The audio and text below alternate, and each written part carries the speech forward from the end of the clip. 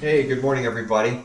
For the next 3 days, we're reading in the Old Testament. We're going to be reading from the prophet Habakkuk. There's 3 chapters, and so we'll be looking at a chapter each day.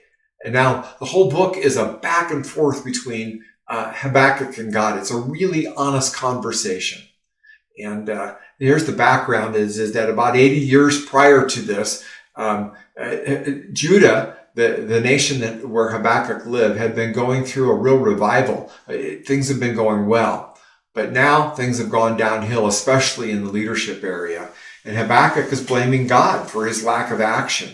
Listen to what he says in verses 2 and 3. He says, "How long, O Lord, must I call for your help? But you do not listen. Violence is everywhere. I cry, but you do not come to save." And then down in verse 3, he says, "I am surrounded by people who love to argue and fight." Again, a little bit later, he says, "There's no justice in the courts, and the wicked seem to be winning."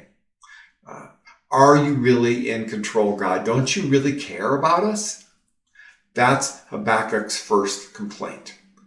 Can you relate to him? I know I can.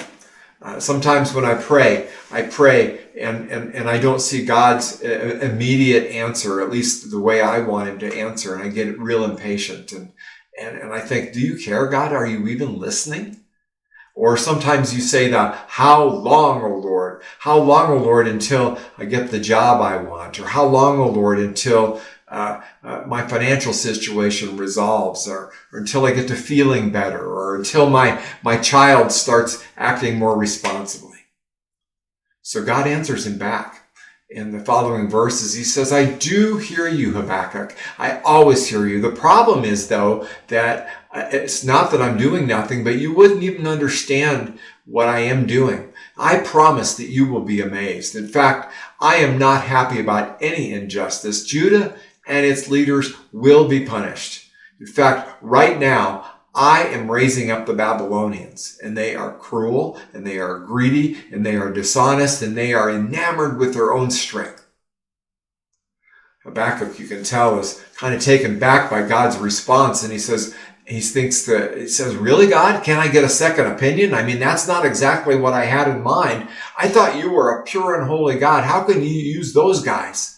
The Babylonians are far worse than we are. I mean, their leaders are more unjust than ours. That's just not right. That's just not fair.